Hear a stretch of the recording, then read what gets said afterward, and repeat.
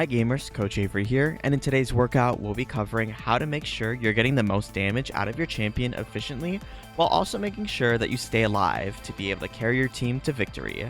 This will include not only basic positioning, but all the way into what items you're building too. There's more to maximizing your damage output than first comes to mind. It can start from who you're targeting all the way to what abilities you're using. What some people don't realize is that even if you're not outputting damage consistently, you'll still overall have more damage in a teamfight as long as you're alive the entire time.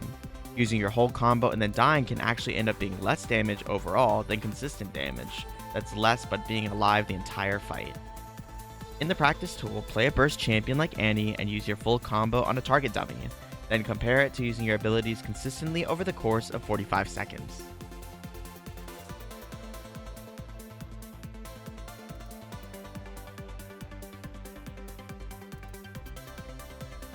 For the next drill, we're going to go over using your abilities effectively. A dead carry does nothing for your team.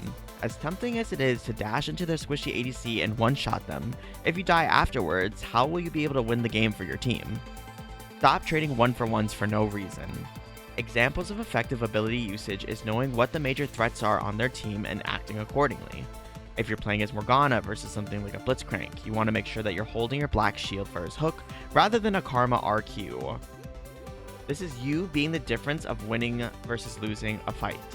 If they have a Fed Zed on their team and you're playing ADC with a dash, being sure that you have your dash up for when their Zed leaves his ult can be the difference between you living and dying. Managing your cooldowns as a carry and making sure you're utilizing them correctly will help make sure that you stay alive to keep putting out damage. In a custom game, play as a champion with a dash against a Blitzcrank bot, and practice laning and farming until you dodge 3 hooks. Teamfights are the most difficult due to them being very messy and positioning oriented. For example, if the main damage dealer can make or break the game, they have to be extra cautious from threats coming from removing them from a teamfight early, which will remove your team's maximum damage output. The best way to maximize your damage output is a position where you can deal the most damage while also staying safe and minimizing the damage you take as much as possible too. In a custom game against bots, pick a champion that can offer the most damage and be safe from a distance, like a mage or marksman. Try your best to be away from any threats while playing behind your team, and try to get 2 kills while at least taking a quarter of your health bar in damage.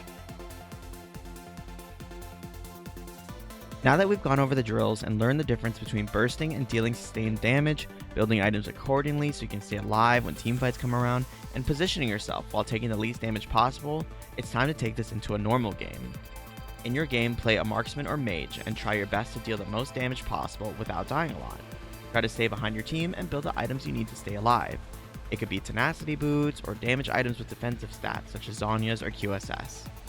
Play your game and try to see if you can tell the difference in how much longer you're able to stay alive compared to a glass cannon build. Remember, positioning is key as well, so play around your abilities and your team. I hope everyone learned something today about maximizing your damage without dying. You don't have to burst your enemies down or play aggressively every single time. It's about using what you have to your advantage. Playing around your champ's abilities, building items that can be used to get the upper hand while playing, and positioning in team fights. Again, my name is Coach Avery. Have an amazing day, and I'll catch you on the Rift.